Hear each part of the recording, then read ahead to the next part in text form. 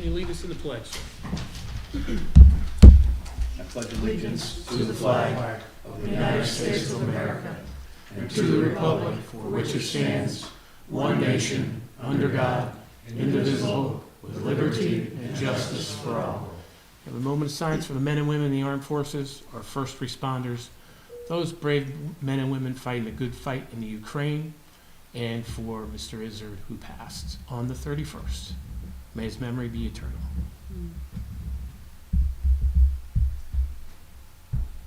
Thank you. I think somebody called in too.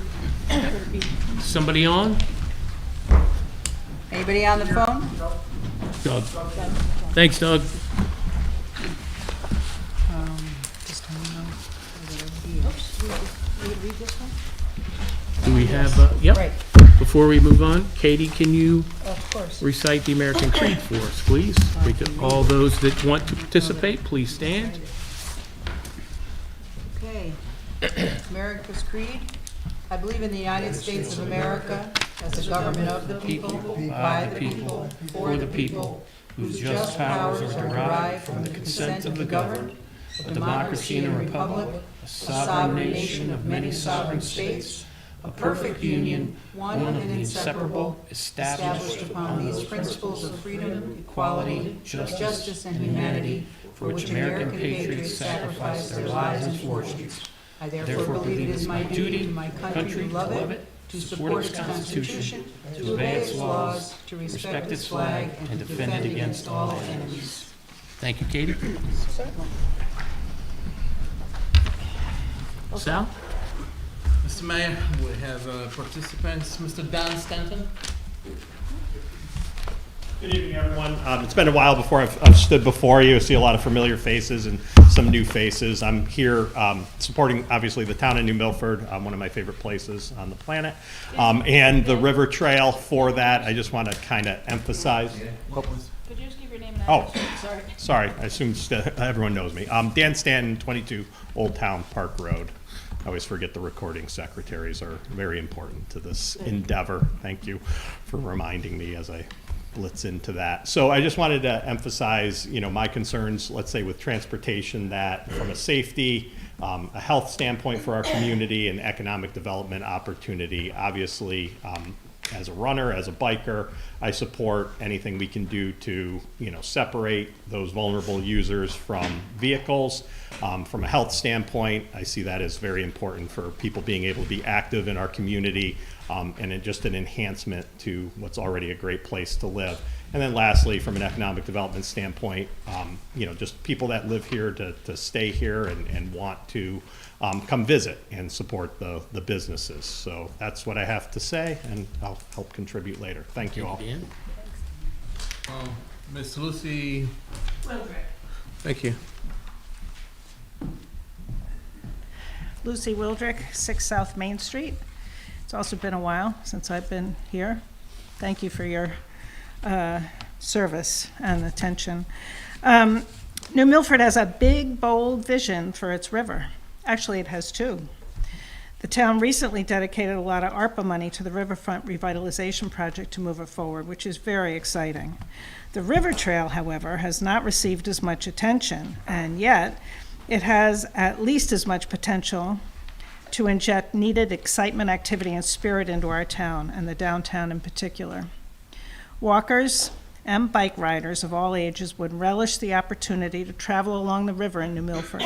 Just look at Brookfield, for an example. Their 2-mile path that the town worked doggedly to approve and construct over a number of years attracts well over 100,000 users. 100,000 users every year. Just imagine if that were in New Milford.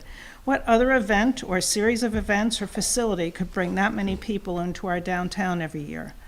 Not many, I would guess, which in my mind makes extending our river trail into and through our downtown not just good for the health and entertainment of our residents, but also a wise investment. Another example lies farther to the north. My family has a cabin up in Salisbury, so we often go to or through Millerton, New York, where in the past 10 years a rail trail is opened and is currently being expanded. We have observed over those years the difference that trail has brought to what was for years a real down at Heels Town, and it is remarkable. Interesting shops have opened, restaurants have been established, the number of people on the trail and coming into town as a result is just amazing. And of course, there's the Farmington River Trail, which has also been fabulously successful, putting that area on the map for bikers and walkers.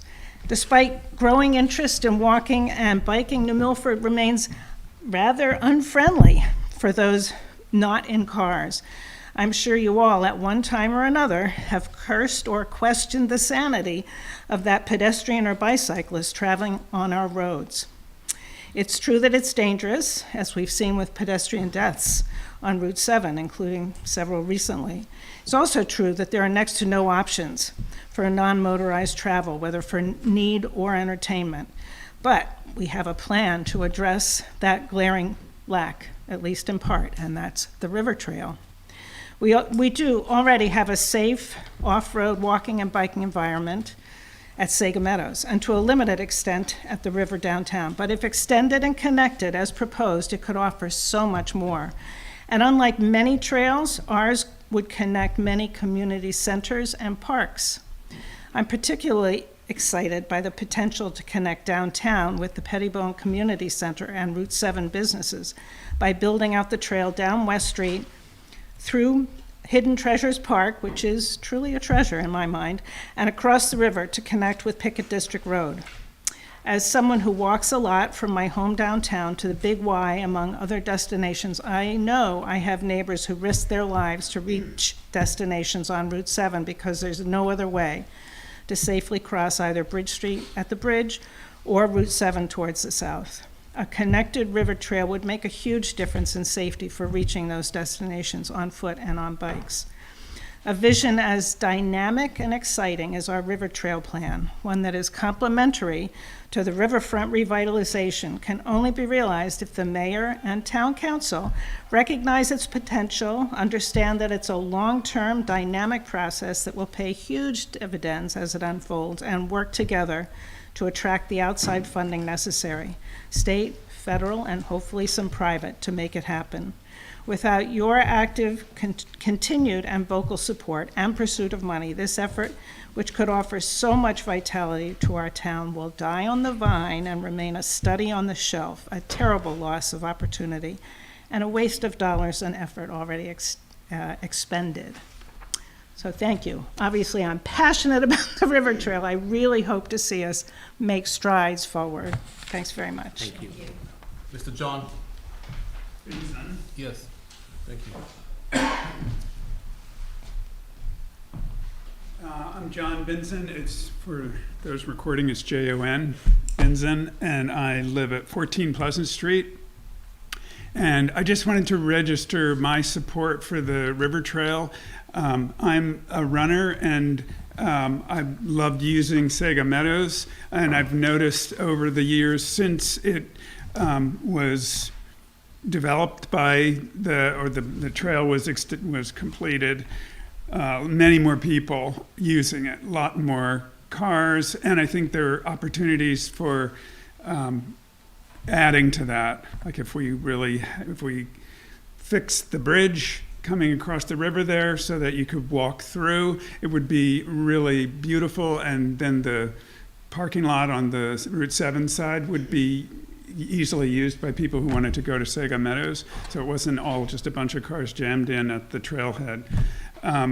And I just wanted to say too, I wind up running a lot in Roxbury, and I'm so grateful to the people whose foresight saved that land in Steep Rock and Hidden Valley, Macrocostas, and make it available to anybody who wants to use it. It's really a wonderful thing, and I often think about that when I'm running over there, just thinking, wow, it's an amazing thing, people's foresight and generosity, and that putting that, it's easy to not do it. It's easy to say, yeah, but we could put the money somewhere else.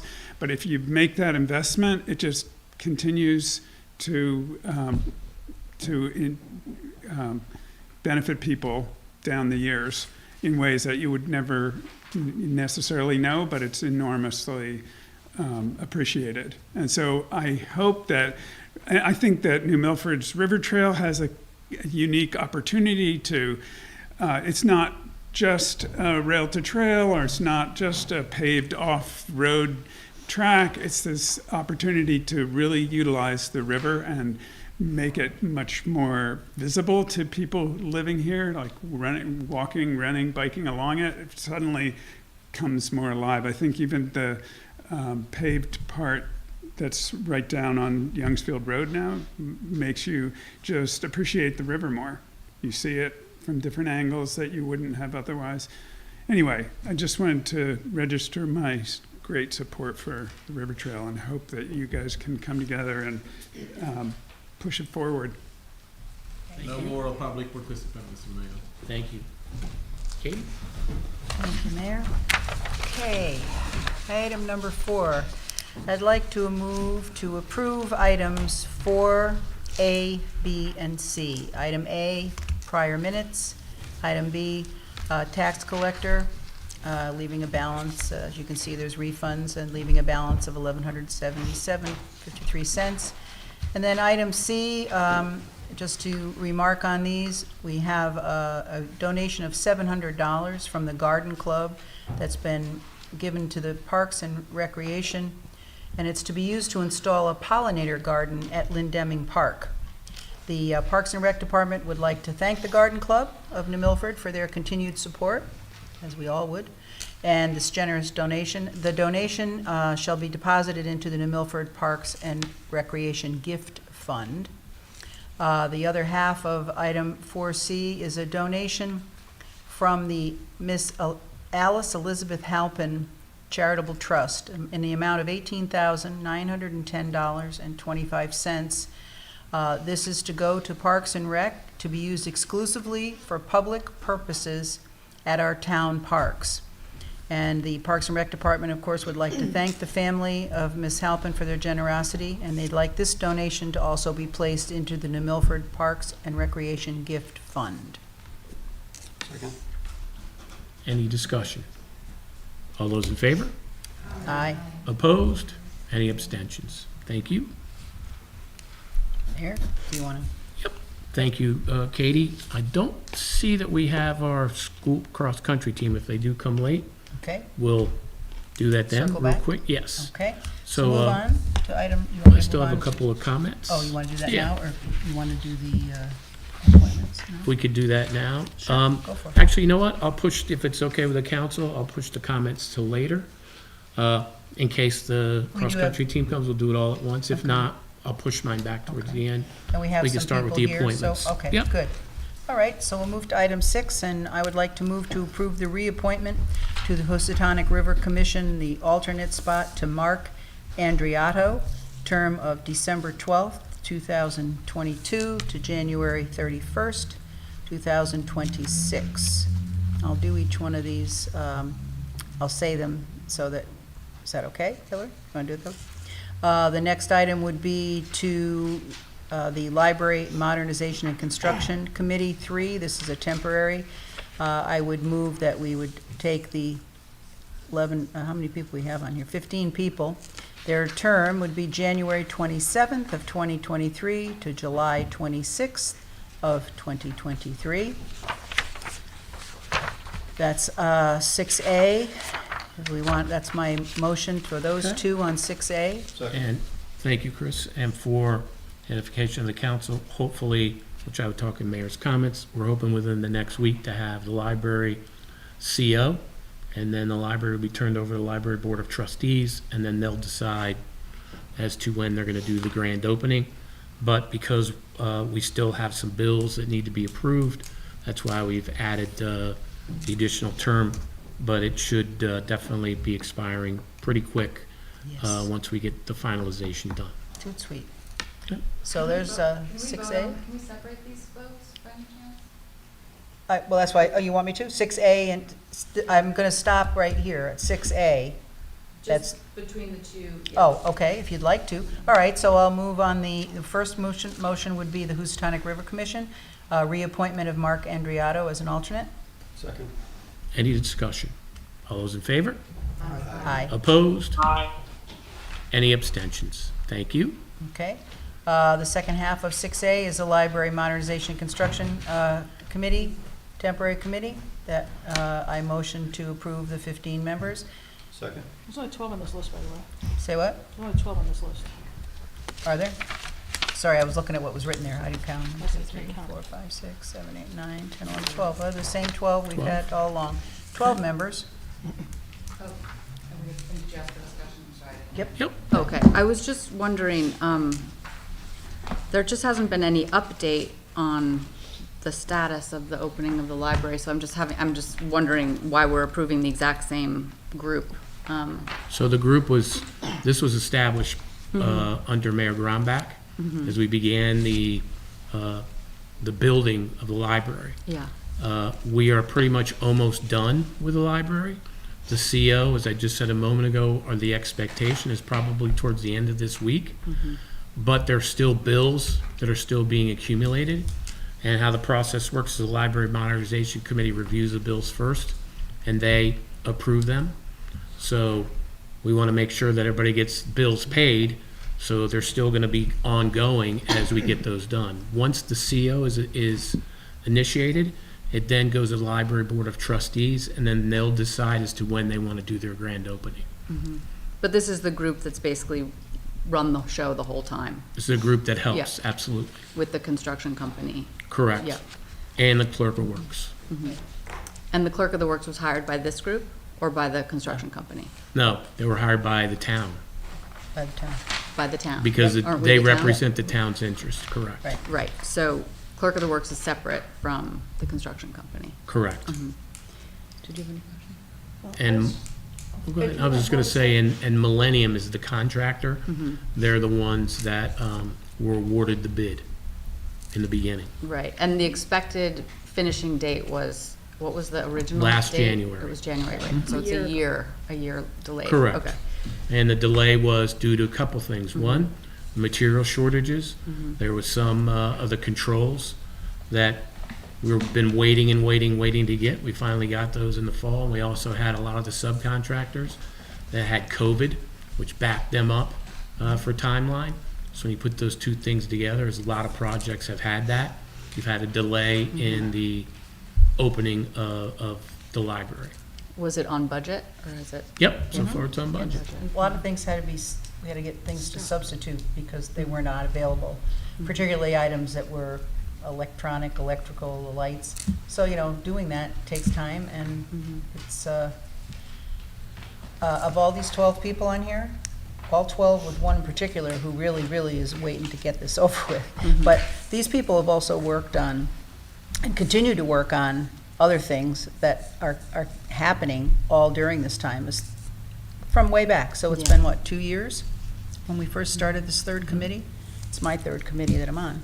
So I think But everybody they've will, been working on this for decades. yes, this is the third one, Joyce and I. And I think when you see it, you will see that it was worth waiting to open it in its full finished state, rather than piecemeal. Yeah, I think, yeah, go ahead. Oh, I was just curious, is there going to be a soft opening? Are people going to be able to use it before the grand opening is planned, kind of thing, or no? There'll be a grand opening, and that's when it's then Yeah. open to the public? Right, Okay. right. Yep. I have a question. Sure. So what was the deal on the railings for the ADA? Wasn't that a problem? And that was part of the delay as to why? The delay was the actual building of the railings that was in the spec plans prior to me becoming mayor. So those were already in the plans that were approved prior to me being mayor. So we were going off of the design and specs, and those were handmade rails, and there was a material shortage. So it wasn't something that was neglected out of the plan? Absolutely not. Oh, no. No. They're just they're very I can tell you nice. what wasn't in the plan. What was that? Was when you go into the back, the parking lot back there, there was no sidewalk. So the expectation was for people to walk down the driveway, which I was not a fan of, especially if someone has a walking issue. So we change that and put in, as you'll see when you go in the back there, there is a sidewalk that people can use to get into the library. Yeah, I would think that would be required, I would have thought so myself. you know, part of ADA even requirements. Well, ADA is for the front. Right. You know, that's Right. where they want the people to go, but I'm saying just if you're But people, somebody that has you know, that wants to walk, it's better to be on a sidewalk than Yeah. in the driveway but when if people are somebody's going disabled in and out. and parking in the back, they need to get in too, so. Yep, um, absolutely. So was that not part of that wasn't part of the original design? Nope. So that was left off? Not That under was the ADA. architect? Not under ADA, because the ADA entrance is officially the one in the front.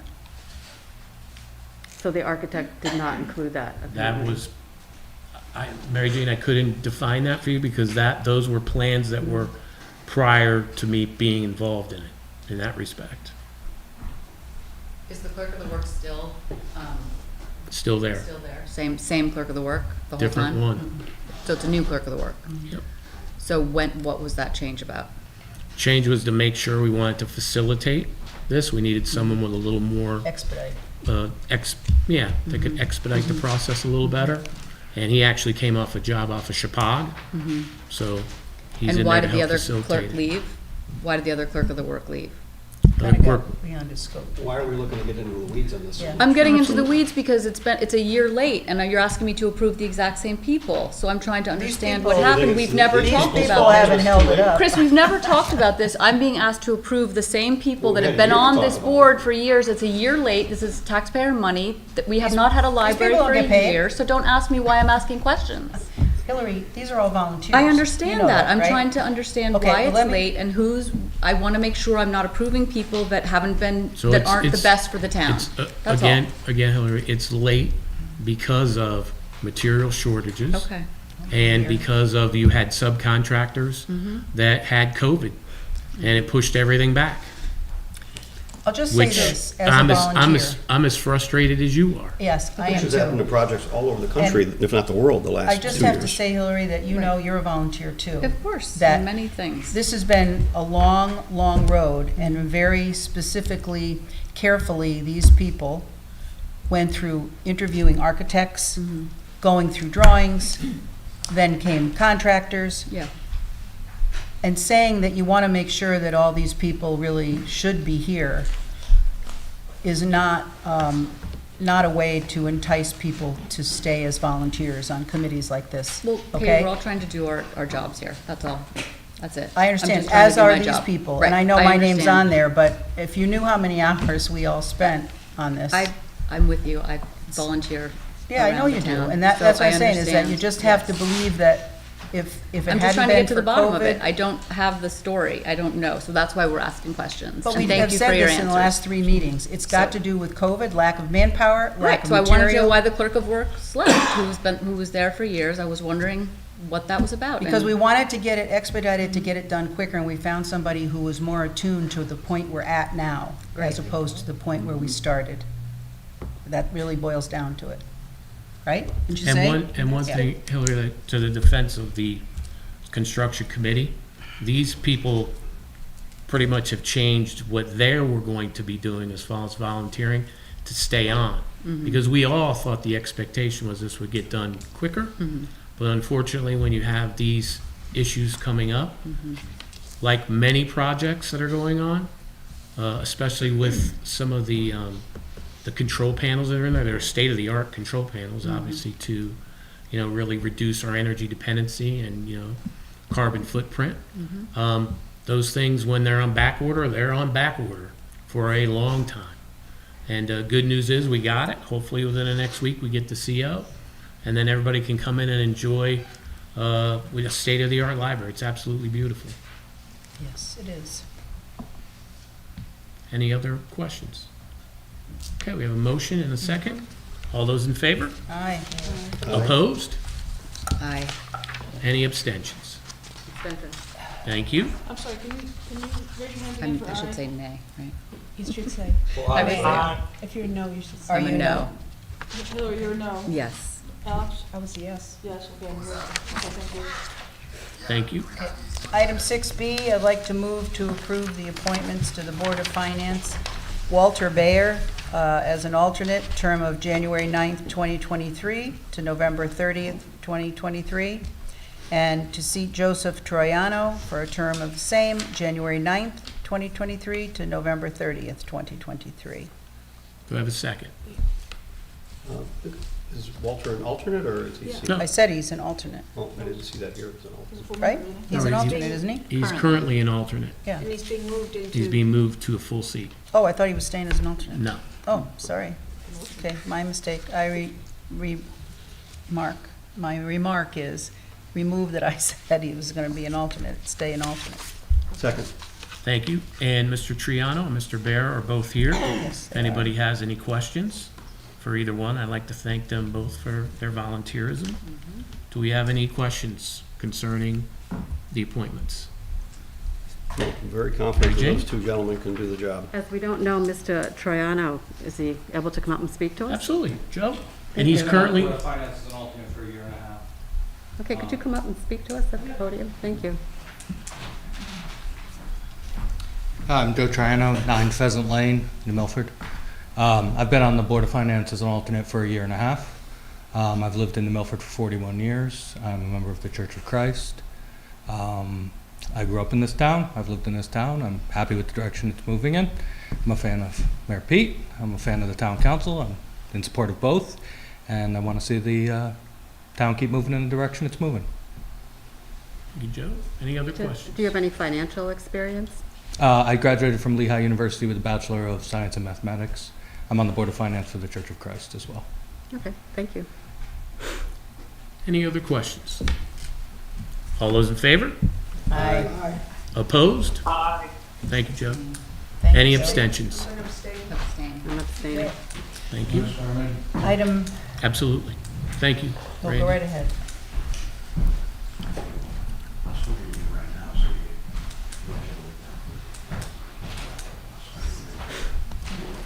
Okay, Katie? Yep, okay. So the next two would be, I'd like to move for, to appoint as an alternate to the Commission on the Arts, Ellen Newman, an alternate, term from January 9th, 2023 to January 31st, 2024. Second. Any discussion? All those in favor? Aye. Aye. Opposed? Any abstentions? And I'd like to move to the Cultural District Committee, which is a temporary committee. I'd like to move to reappoint Ellen Newman. That is a reappointment for her, right? No. Oh, okay, got a little bad info. Sorry, to appoint Ellen Newman for a term of January 9th, 2023, February 14th, 2023. Leland Williams, also Cultural District Committee, same term, January 9th, 2023 to February 14th, 2023. So that's correct, right? Just Yep. a little over a month. Okay, good. Any discussion? Can I ask why it's just a little over? Because we're gonna have to reappoint everybody, The whole committee the at whole that point. committee. Okay. Right now, it keeps everybody's kind Got it. Right. All You're- the Are they same. filling vacancies, or? of, these are two vacancies, yes. Got it, okay. Okay, have a second? All those, yeah, we have a second. Second. All those in favor? Aye. Opposed? Any abstentions? Any abstentions? Thank you. Okay, want to go back to comments? comments? We can keep going with the river trail. Okay. Lisa Okay. patiently waiting to do that, so I'll All wait. right. Item number 7, update on the Houstonic River Trail from Lisa Aronson. Hi, everyone. Hi. My name is Lisa Arison. I'm with the New Milford River Trail Association. I'm one of the co-founders and the chair. We've been at this for 10 years. We'll be celebrating our 10-year anniversary this year. In fact, you're all invited in April. We are a nonprofit organization with our mission is to make it safer for pedestrians and bicyclists in our town. One of the key things that we focus on is the greenway and making sure that the project continues to go forward. What you see in front of you is, there's a few things. One is the report that we're going to be reviewing tonight. I'm going to go over that pretty quickly because it was approved by Town Council in June of 2018, but I know there's a lot of new Town Council members here. I also gave you the Connecticut Trail Census that comes from UConn, and it pulls together numbers from 20 trail sites around the state. It gives you good information in terms of how much people are spending when they visit trails, including our neighbors to the south, Brookfield Still River Greenway. You'll see some great numbers in there. They had over 173,000 visitors in 2021. They're one of the most popular greenways in our state. And as pointed out earlier, they're like not even that long. It's like a 2.25 maybe mile trail. So, that's the information there. For anyone at home, these reports are on the town's website. The preliminary engineering report that we're going through. There's also an archaeological study that was done, and there's also engineering plans on the website. It's under Project Updates, New Milford River Trail. So, let's see if I can figure out how to use this. So why invest in a greenway? Sometimes people say to us, well, we have enough trails in town. What do we need a greenway for? I mean, don't we have enough? There's a big difference between a trail and a greenway, and I just want to make sure we all understand the difference. When I describe this to people, I describe it as the trunk of a tree with a lot of branches coming off. It provides connectivity to our downtown area, to all the local parks, the community center. It provides connectivity to shops, businesses, restaurants. So it also provides connectivity for people living in southern New Milford to the downtown area without traveling Route 7 or Grove Street. It provides connectivity for people in the north from Gaylordsville to the downtown area without traveling along Route 7. It's also safer for pedestrians and bicyclists. Again, so they don't have to travel Route 7 or Grove Street. Property values increase along greenways. According to the National Board of Realtors, it could be anywhere from 3 to 15%, depending on the proximity to the greenway. Health benefits, I don't think I have to go into that too much, but I think we all know the benefits of walking, getting exercise, so it reduces your medical bills.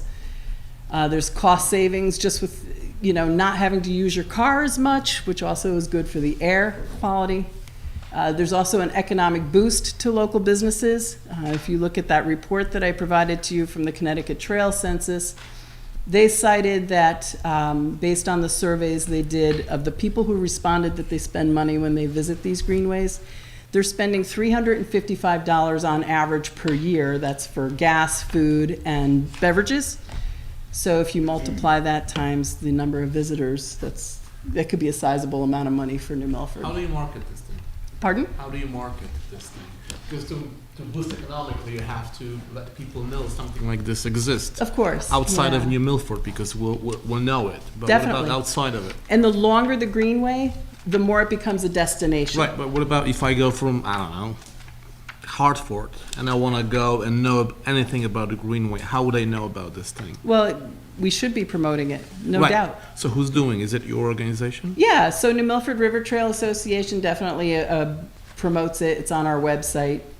We've been, like I said, active for 10 years. There's something called Connecticut Magazine. Do you advertise in that too? No, we don't, but I could certainly look into that. Okay. Thank you. We're also protecting natural resources and wildlife along the greenway.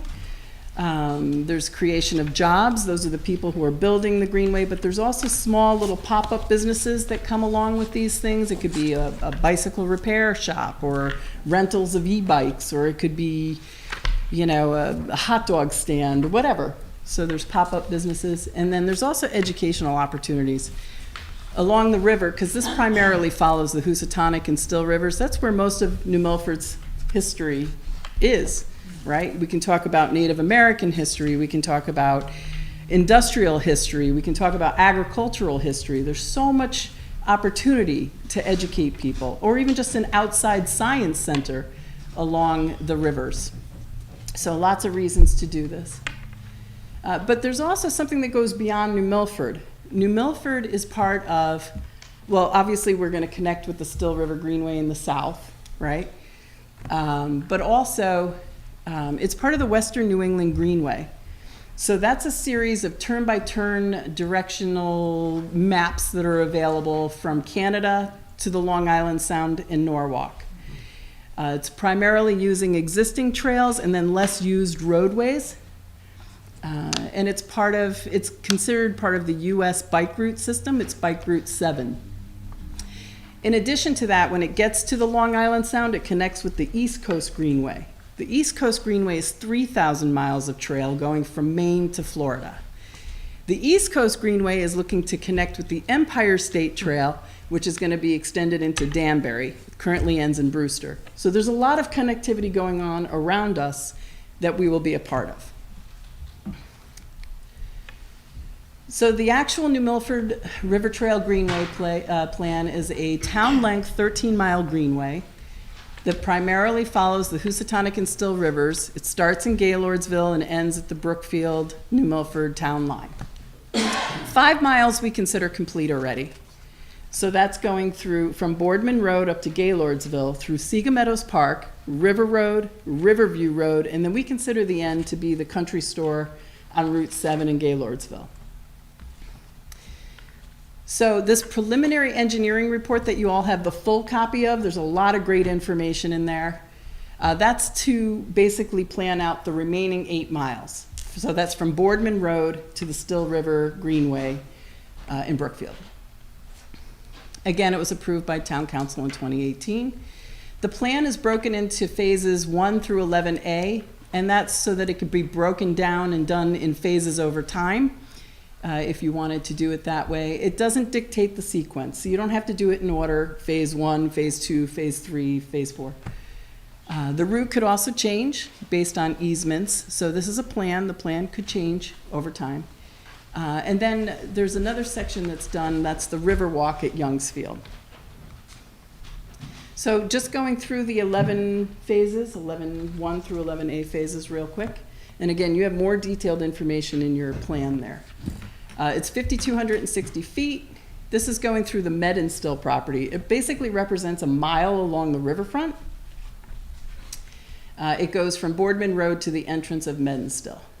So this is already designed. It just needs permitting and construction, and I know the town is working on negotiating an easement. There's going to be a transfer of ownership at some point. This is just so you get an idea of what it looks like right now when you're on Boardman Road looking towards Med and Still's property. And if you look at the right, that's what it could look like. So conceptually, you can see the difference when you're looking at Boardman Road. And then when you're in the Med and Still property, it's beautiful. The property is beautiful. I mean, if you ever get a chance to walk back there, it's gorgeous. The next thing you come across is a pinch point.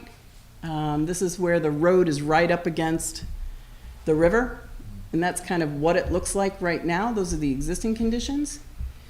And this would require retaining walls. That's what it could look like. After that, you go from the pinch point to Young's Field, and that's 4,580 feet.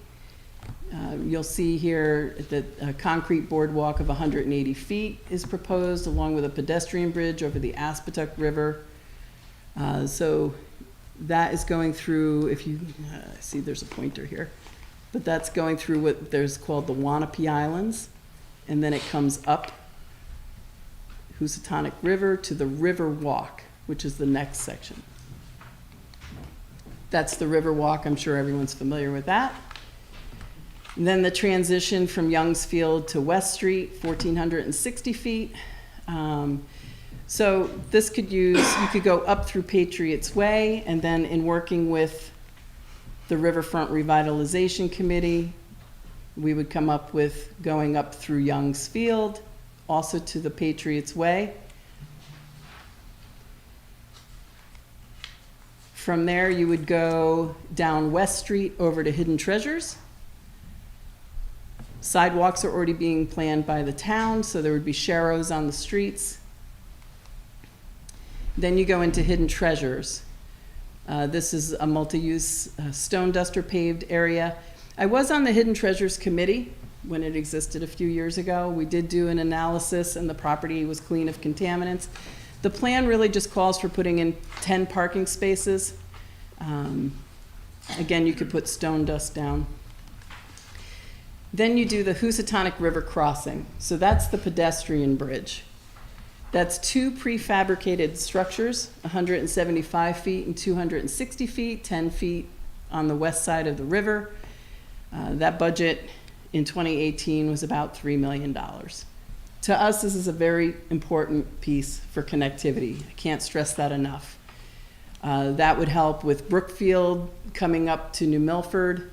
That would help the Pickett District Road businesses, the community center, people living in southern New Milford to get them to the downtown area. So that really does provide connectivity.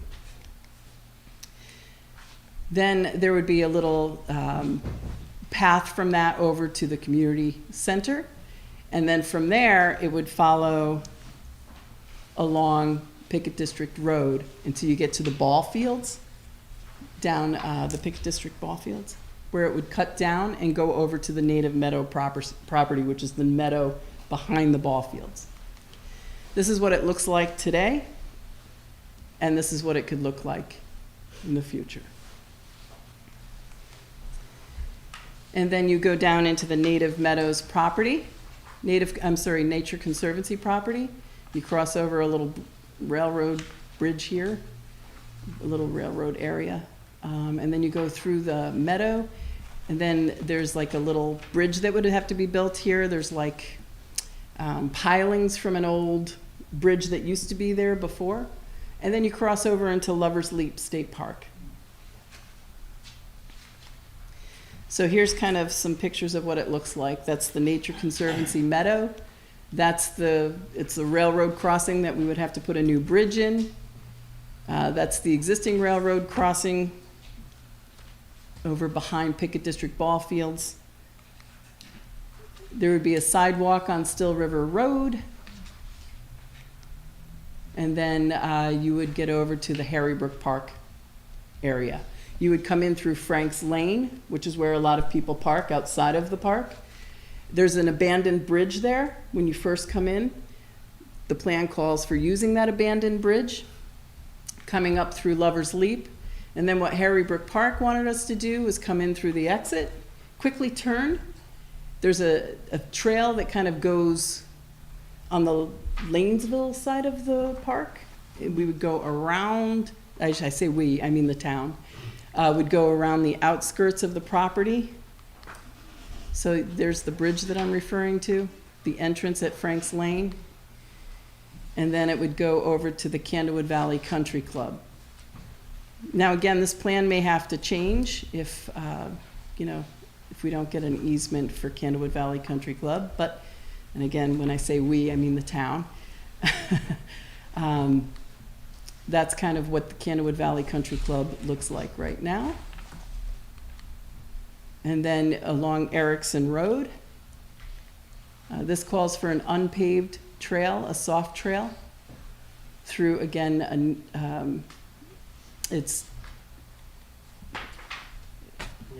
thank you, Weotanog's property. It is something that the director of Public Works thought maybe we could do stone dust. There would be some retaining walls. That's kind of what it looks like in that area. It does get pretty wet in there. So where are we today in terms of the 8 remaining miles? Phase 1, Boardman Road to the Medenstill entrance. The design is complete. We need easements, which are under negotiation, and then you just need to do the permitting and construction. The Phase 4, the transition from Youngsfield Road to Bridge Street. The Riverwalk at Youngsfield is complete.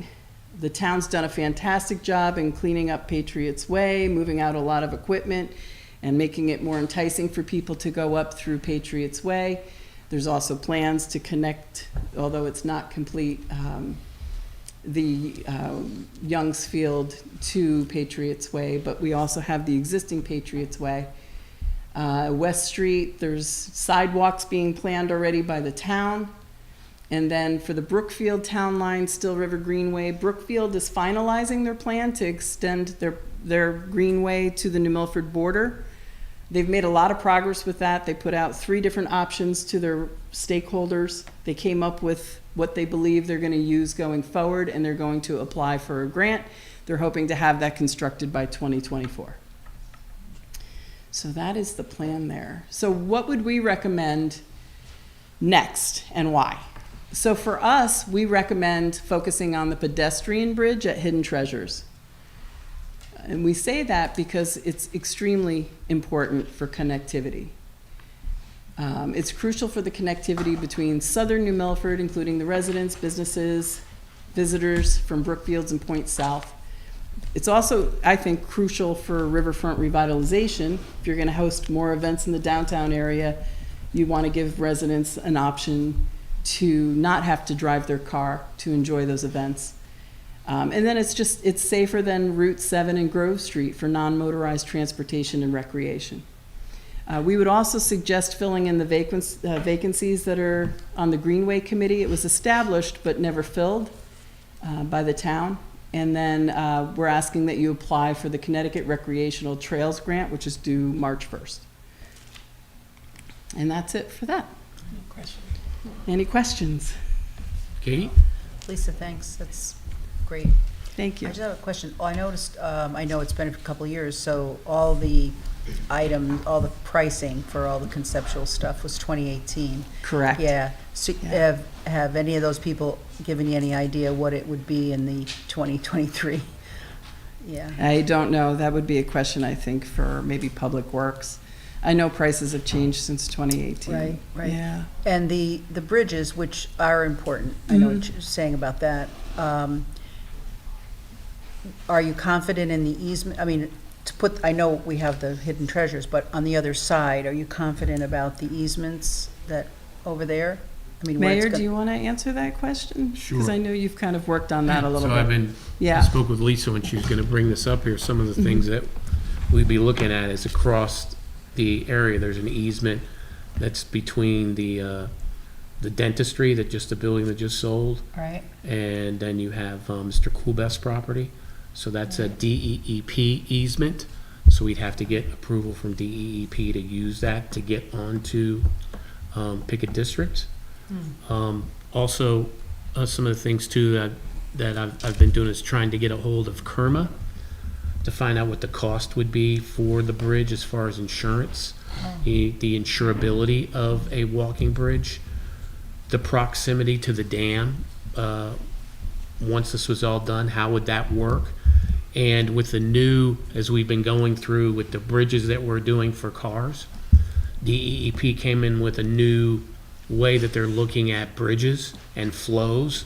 They don't want any interruption of flows. So one of the things we would be looking at when I was talking with Jim Furlow is, I've also put it out to Deep for their opinion on this as well.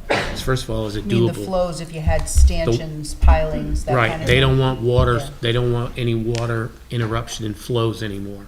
So would the span start at West Street itself and begin to bridge over from there?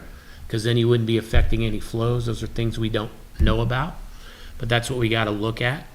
Also, in speaking with Jim Furlow, is the age of the dam.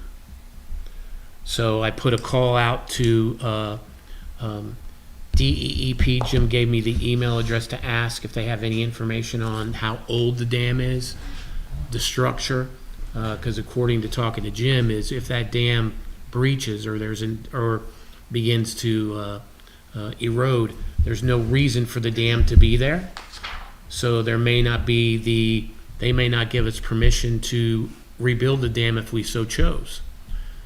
The reason why it's important for us to all think that, because I talked to Jim on Friday, was he'd said if that dam was to go, the river that we know and enjoy all day long today would be totally different.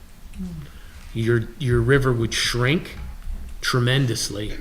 You'd have almost a very small thing with a lot of marshland, which would be beautiful anyway, but we need to be cognizant of that as we're working on these things. So I'm going to bring back to the council, I told Lisa I'd bring back to her group too, what Kermit says, what Deep Army Corps of Engineers say, how would we go about doing that? Because a lot of this stuff has changed over the last couple of years, how all that would look. And then I did ask Jack to try and figure out some of the new costs, because we're seeing escalating costs 40-50% just because of the inflation of the projects. Jack did have a good suggestion. In the report, a lot of the sections are calling for paved, but stone dust would be a less expensive, easy to maintain option, so there might be some cost savings as well. Absolutely. Just to keep in mind. And for the edification of the council too, some of the things that we have done, that Lisa talked about, where the ending on the north side of the Riverwalk is, we've turned that up into Patriots Way and bring it into Patriots Way, because our goal was, I remember walking it with Lucy, the goal was to bring the connectivity of people walking on the river into the downtown. And we have Lucy's Mile Walk that's in there that we have, and you can go a little bit farther and add some more. We also took over from the Nature Conservancy, the Native Meadows, which is across the river. That's going to be a vital part of riverfront revitalization. We put a stone dust walkway into there. So from Native Meadows, you can go into the meadow, walk onto the stone dust, then it attaches to the sidewalks that are on the bridge. You can go across the bridge, and then that connects. You have to make that little turn there. We're trying to figure that out there, but then it connects to the Riverwalk that's on the town side, which then can connect into the downtown, or you can go across the crosswalk and then go up the street into the downtown that way. And then once we do the West Street ones, then there'll be that extra connectivity into the sidewalks there. As Lisa talked about before, Sega Meadows, we put the stone dust material down for the Riverwalk portion through Sega Meadows, and then that attaches to the actual River Road, which is a 5 mile, which connects to Gaylordsville. So we've got that northern piece, and through the approval of the town council, board of finance, and the town meeting, we have monies appropriated for the Boardman Bridge to do that design work, to see if that's what the cost would be to redo Boardman Bridge, because that would be a true destination point. According to Jack, there's only 2 bridges like that in the whole state. So that would be a central part. I know Lisa and I talked about it before, of really the walkability, as mentioned before. If we can get that, so that other side of the parking lot now, people can walk across rather than having to get on the road and walk that way, brings all that interconnectivity to there as well. So there's stuff that we're doing, and as Lisa said before, hopefully they're finalizing the sale of Medinstill. The owner that's looking to take over the property said we could definitely have the easements there, so we're very excited about that, and we can get going on that. That's already been designed. So that's kind of where we're at. As far as focusing on phase 7, which is what you said we really should focus on, I'm wondering the first alternative to use the abutments from. Did you get any reason why the Housatonic Railroad opposed that? They're not the easiest company to work with. So obviously, like the most easiest logical. thing, if Yeah. we wanted the easiest way to do this trail, it would be a rail with trail Yeah. from Still River Road all the way to Brookwood. They're concerned about safety. Yep. But I know they also wanted to bring back passenger train, and there was talk that certain sections would have to have more trail or more rail put down. So I don't know, they've just been very difficult. They're not open to rail with trail, unfortunately. So we keep trying, but. But this bridge section isn't rail with trail, right? It's using it's. Oh, we wanted to using the use their abutments. bridge. Yeah. They were completely against that. Okay. Because of the age of the bridge primarily, and again, the safety factor. Okay, so that option's really It just was out. not an option, no. Okay. No. Certainly would have been easier. Chris? So I'm, fully supportive of this trail and all the benefits and economic and health benefits that it brings, but, this river crossing is the one that's just never made sense to me. Connectivity to that part of town is gonna get to downtown via sidewalks and that anyways. So we will have connectivity there. And to me, and I've never been able to find out what was the cost, the comparative cost for the trail staying on the east side of the river as opposed to no crossing at all and going right into the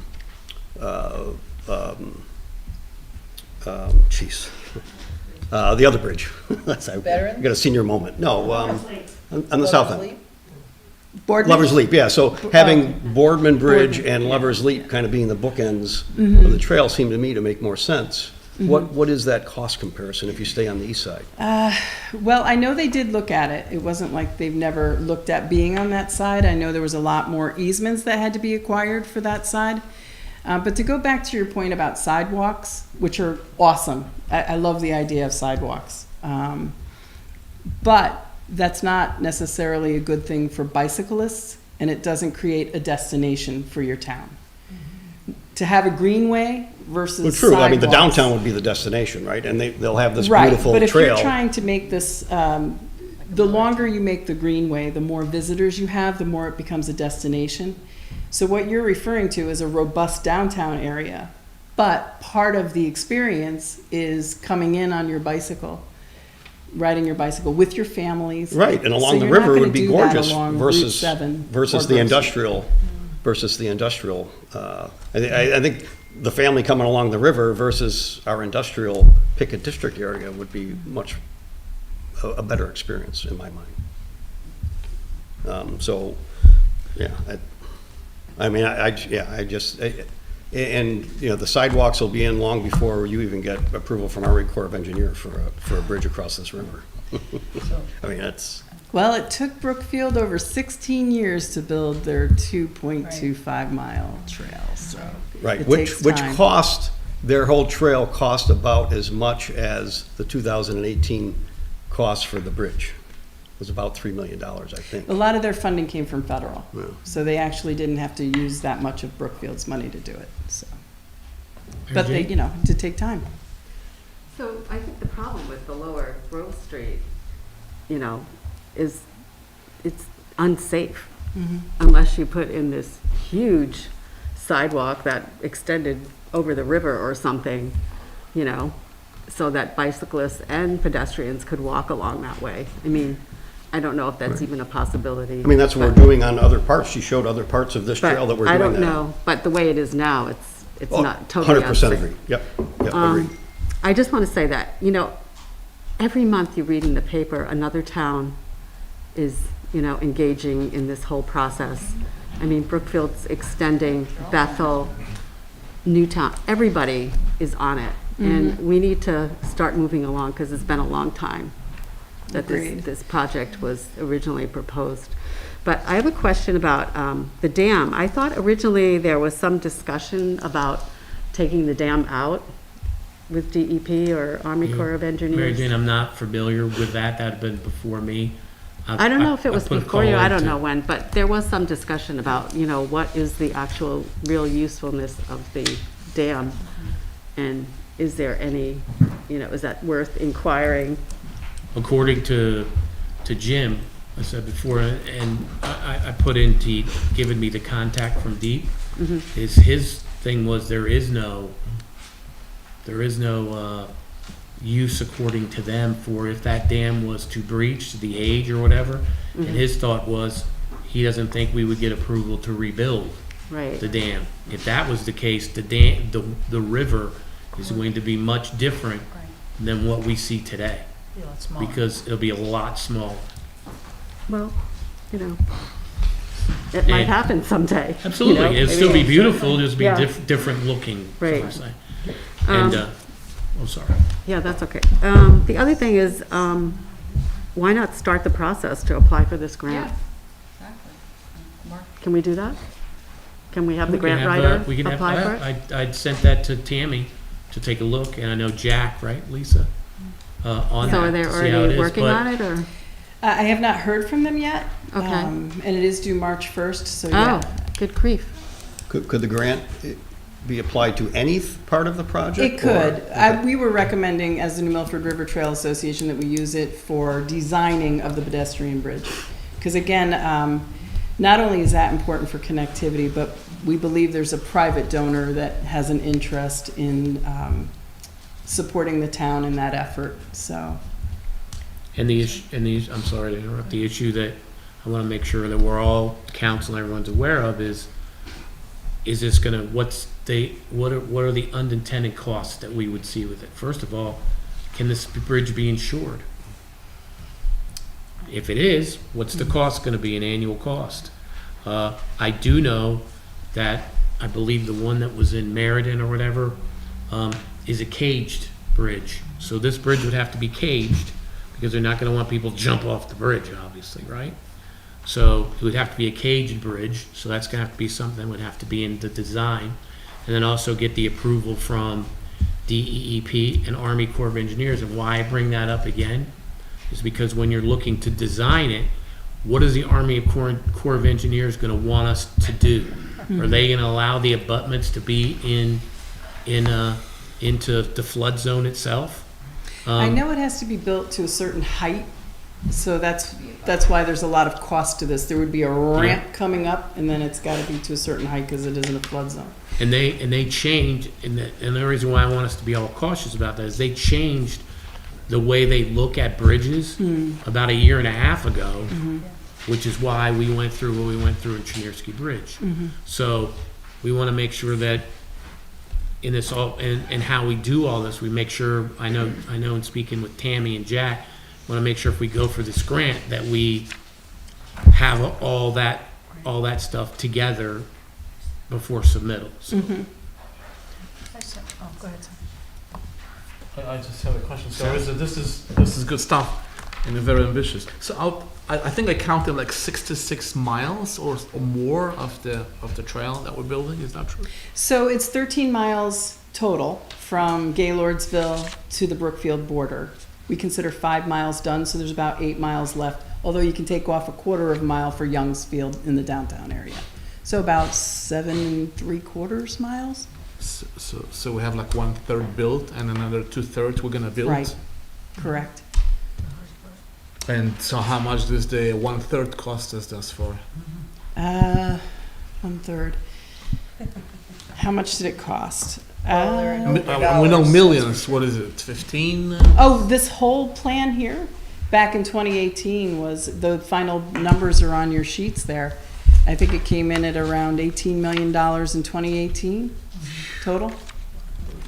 So we're yes, adding there's been 60% inflation. on top of that? Could very well be, yeah.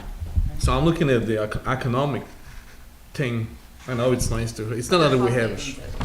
Yeah, there's things that we can do to cut Right. some of the costs as well. And then there's some things that have fallen under town projects, like the sidewalks along West Street, for example. So there's some difference in cost. Yeah, we're talking millions right now. Yeah, and there are a lot of grants out there, so we can certainly look at more. I love the whole idea and everything, and I would hope that it could work, realizing that it's obviously gonna cost more than that. But the thing that concerns me a little bit, or more than a little bit, are the easements, because all of it really is dependent upon somebody, some person, landowner, entity, whatever, agreeing that you can use X amount of the property. Now, I know the men still, that's part of, most of that's taken care of, and that outside along the rail. But even where the over the river part goes, are you confident that whoever owns it on the other side is going to allow that? I know you can apply for the grant if you don't use it. I just would hate to see us go, you and your committee, go to a lot of work to find out. How are you approaching the easements, I guess, is what I'm getting at. Well, I mean, that's something the town obviously has to negotiate. And you're right, we should make sure we have our ducks in a row before, moving forward on the section, I suppose. But, I want to stress that this whole plan it's fluid. Yeah, It's going to change based on easements. I just remember that a few years ago when we started with it, and along Houstonic Avenue, and there were a lot of people who said they didn't want anybody to be behind, and we all know that's a flood zone. So then you come up to the road, and that's so narrow. I mean, there are a lot of places that you could choose to say that these are going to be problematic. I just think when you get, but they're on ground. We know we could. So when you get down there near the hidden park and the water, it just, and now deep, I don't know. I think that's could be a disappointment. But as you said, there's probably no reason not to go for a grant if you can, right? Has the town looked into the easements? Some of them we did back years Back, ago. yeah, way back when, we did meet with all of the stakeholders. And when I say we, I was on the Bike and Trail Committee, the Right. original one and the second one. Okay. So back then, we met with the stakeholders. Right. And there were a couple that were, Yeah. easements are always a challenge for every greenway. Right. But don't you also think that doesn't, I mean, it's lovely to be able to walk and ride and bike and everything along the river, but if it comes to the point where you have to go away from the river to get around, that might just, I mean, still be able to get where you want to go. Totally open to that. Yeah, yeah. Totally understand that that may happen. Yeah, speaking of the easements, is there a Plan B if you can't get an easement from the golf course? Because I'm having a hard time picturing them Yeah. wanting Yeah. Wanting So, that on I their mean, property. Another option might be coming up through Lanesville, and then instead of going through Harry Brook, maybe going on that side of the river Gotcha. along Route 7 and then cutting back over. There's, Right. if you notice Right. on the Still River Greenway, they come up to the main road. That wasn't the original design. That was because they had to work around easement issues. Yeah. Okay.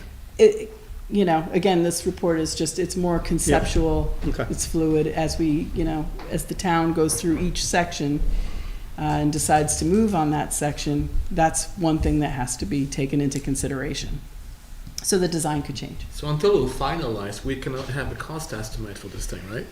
Because we're saying we're open to everything. Right, so we these can- are just We can estimates. swing from here to there, and then it Yeah. can take forever and a day, and much more or much less with the technology. Correct. Yep, But thank you for, and your group for staying with this. thank you. Eugene? I just want to say, it's a great plan. And, you know, it's a very long-range plan, but we're going to be so far behind the ball if we don't get moving and get this rolling. So I would advise you, Mr. Mayor, to do whatever you can to, you know, talk to Deep, talk to them about the dam. Absolutely. Let's go ahead with, try to get the grant, and, you know, And the let's move railroad. on it. If we don't move on it, nothing's going to Did happen. not apply for ARPA funds, no. No, no, no. Is it eligible for ARPA funds, or not really? It's weird It's because recreational, the way that so- it was written, it didn't seem like it was a perfect fit, but There's state ARPA funds for infrastructure that we Right. may be able to tap into. There's other state monies as well. I mean, Waterbury's been Mhm. able to use some of it. Mhm.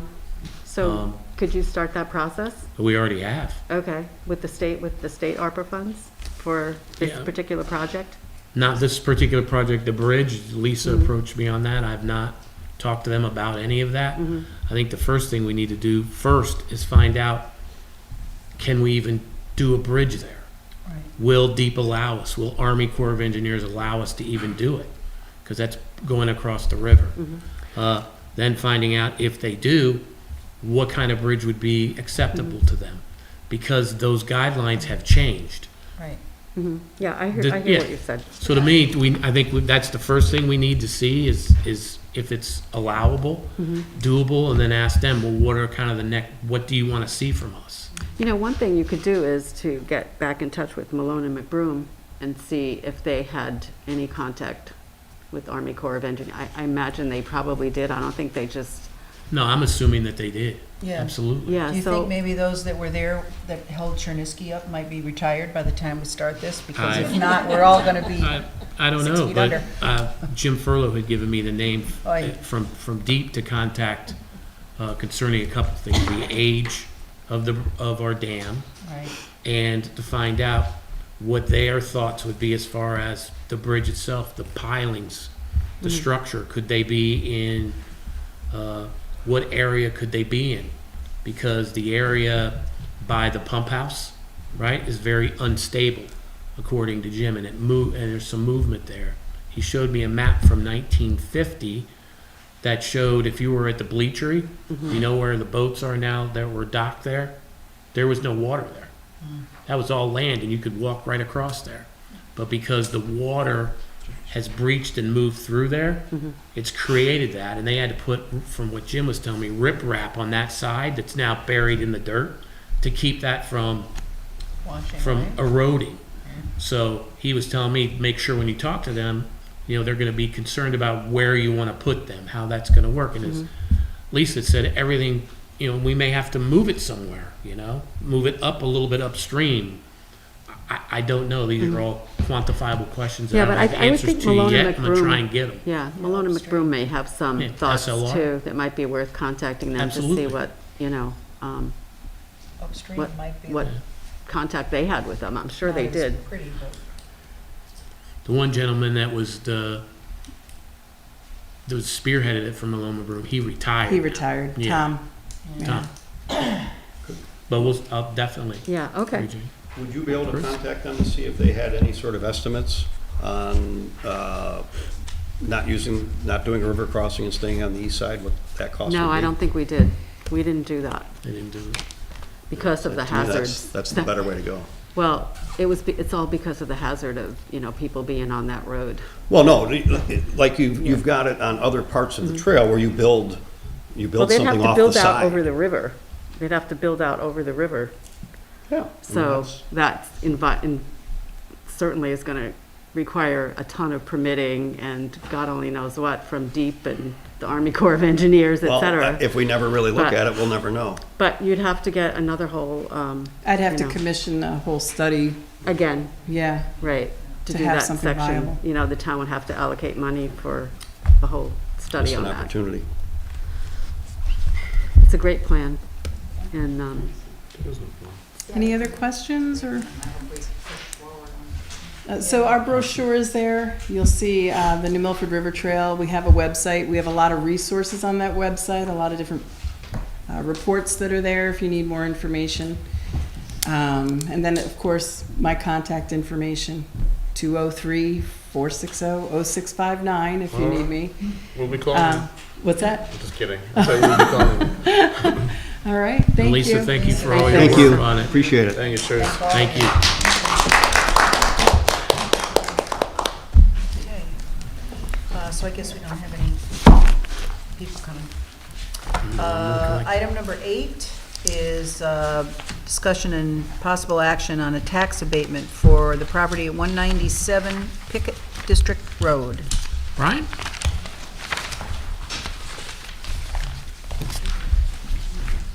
Okay, for the record, Brian Lastra, I'm the tax assessor for the town of New Milford. And you have a tax abatement application that pertains to 197 Pickett District Road. It's a property owned by First Rule LLC. And they're in the process of building a one-story office warehouse storage facility, 9,100 square feet in size. And the building will serve as a corporate headquarters for FSM Services, a construction contractor. And this building will be dedicated to the storage and servicing of construction equipment owned by the business. And in addition, there's enough land size here in this area to store construction equipment, construction vehicles. So with respect to our tax abatement ordinance, this property meets, or this proposed use property meets the requirements of our tax deferral ordinance. This property is located in the industrial zone. The property will be used for the storage of construction materials and equipment. And the cost of the improvements exceeds the minimum investment required of $50,000. So the total cost estimated is about $750,000. So that does exceed the minimum investment required. And I provided a tax estimate for this project. Currently, the property pays as a vacant lot $7,630 per year in taxes. After the building's constructed, the amount of taxes that could be attributable to the construction of the new building would be $10,620.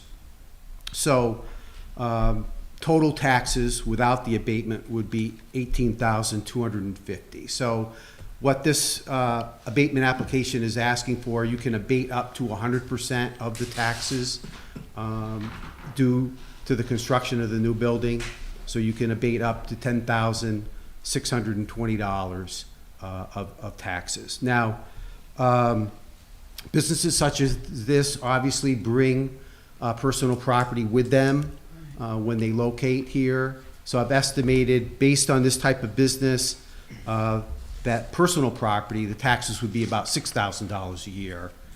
And then with respect to motor vehicles, one example I have is Save a Tree, which has a lot of heavy-duty trucks, similar to the types of vehicles that would be at this particular property. And Save a Tree, their annual motor vehicle tax bill is about $13,500.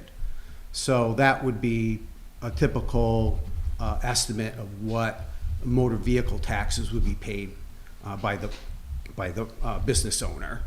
So, So aside from, it has nothing to do with the abatement, so we're talking about motor vehicle tax and personal property tax, that just stays as it would be, yes. with no change. Yeah, so the abatement doesn't apply to personal Exactly, property yeah, or motor to make vehicle that clear. tax. So we're looking at a total ROI, which is why we do these, right? So if we're taking a 20-year run rate, if you were just to keep it like this and nothing ever happened to it, you kept it at $7,630, there's vacant land for the next 20 years. Your taxes to the town would be $152,600. If approved as tax abatement, 20 years, so the first 5 years would be, as you see here, $53,100 on the property. Now it would then go up, add year 6 to year 20 to $18,250 if taxes were never to go up. So we're just gonna use that as the denominator, right? That's $273,750. So that gets you $326,850 compared to $152,660. Now, as Brian just said, you're looking at $6,000 for the machinery a year, starting year 1 because it's not Right, part of the abatement. right. That's $120,000. Now you're up to $446,850. Now Brian just talked about trucks. Yep. I'm gonna say, just for tonight's assumption, that it's half of what Save a Tree was. That's another $6,000. That's another $120,000. So now you're at $556,850 comparative to $152,660. Where is FSM located today? Today they are in Washington. So that's bringing new revenue to Absolutely. this town. And this abatement probably had something to do with them wanting to build here. Absolutely. And there's another point to this, and you look far out, because we have had buildings that have been put up and then the business goes out of business or they move elsewhere, they decide to do something else. So this is a brand-new building, Right. and it is, I mean, I went by to look at it, it is a size that could be easily used by many different types of businesses. So I think in that regard, it's a plus. That's a great. Yeah, I mean, it's not an office building. Yeah, we've got a few, or those small stores that kind of. I'm the beginner here, but so is this deal done, or they have not bought this? They're waiting for the approval of the tax abatement until they buy the land, or? No, they've already. So they've bought the land, now they're looking for. They're- okay. They're already building there, it. yeah. I got you, they're already building. So this is a, after the fact, asking for the tax abatement. So there wasn't any precondition of them saying they want the tax abatement in order to do this? or this is just- They're looking at, because the town council approved the tax abatement. So what Brian is here to tell you is it fits within the guidelines of the tax abatement. So it fits all the things. So Randy, legally, if it fits what the town council approved as a tax abatement, if you could. Bear in mind, I didn't write that ordinance, but you're stuck with it.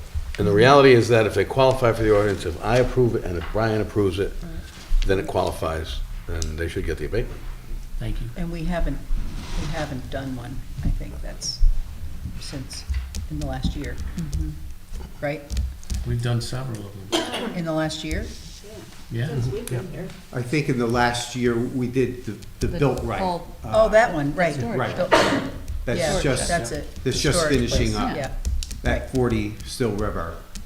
Yep. And in my mind, if it qualifies, there's no reason to say no. I mean, it's a good deal for the town, and why, Well, right, we gotta treat our businesses equally, I think. yes. Anybody have any other questions? So, are you suggesting we relook at The other one. the Well- future? No, Not about, not now. I don't do policy, The ordinance. but No.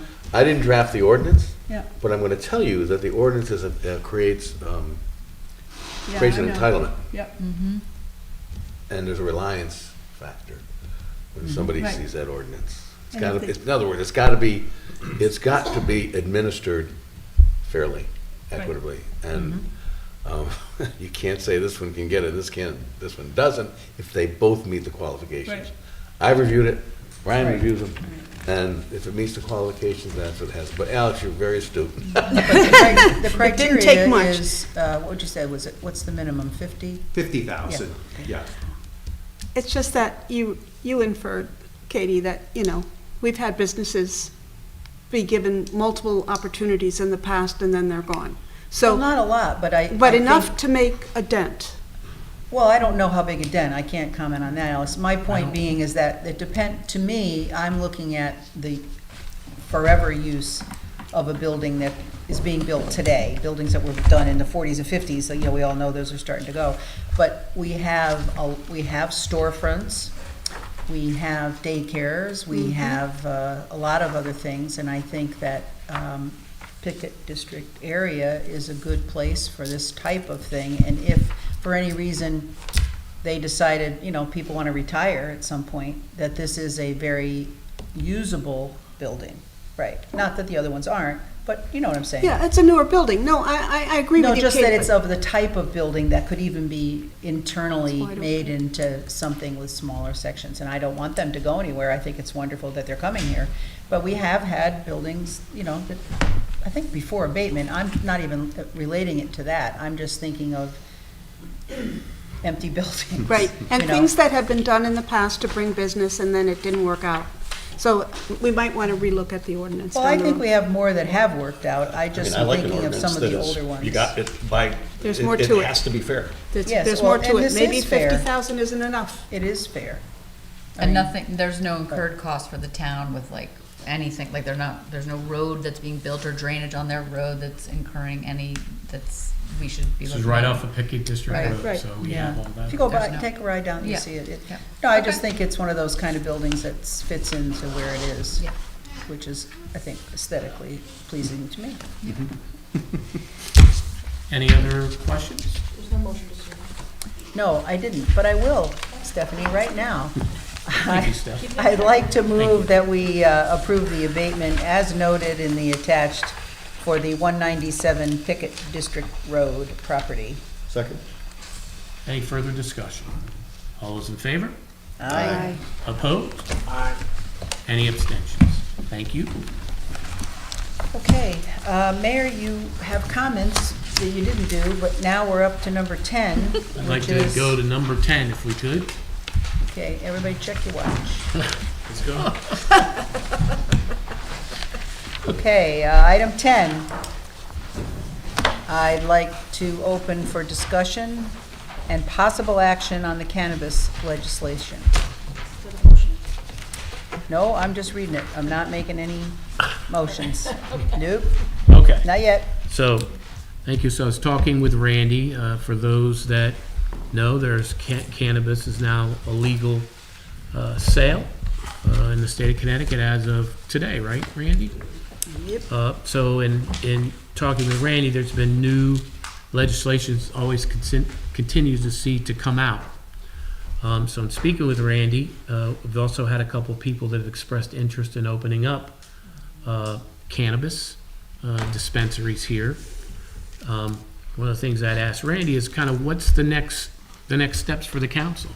Zoning is kind of opined on the use, how far away it would have to be from certain structures, whether it be schools, right, Randy, and whatnot. And I said to Randy, okay, what are the protections as far as the town? And Randy said, well, really there is no protection unless we make a protection today, somebody could open up a shop right now if we want. Yep. So how do we protect the town? How do we protect the people in the town? What are some of the things that we need to do? And I'll let Randy talk a little bit about it, and then we have, I think, 3 options that the council can weigh on as far as what are the next steps. What do we want to do? How do we want to proceed? I think there's something we should say, because there are other people watching us, not just us in this room, that, Randy, in order for somebody to decide tomorrow morning that they want to open a dispensary, non-medical dispensary, they have to have a license, correct? You have to have a state license. That's what I mean, a state of Connecticut license to do so. Correct. Okay. They don't need a license from the town. Yeah, I just, somebody asked me this, just, that this would be a great way to make some money. I And- guess I could open one up. I said, no, I don't think so.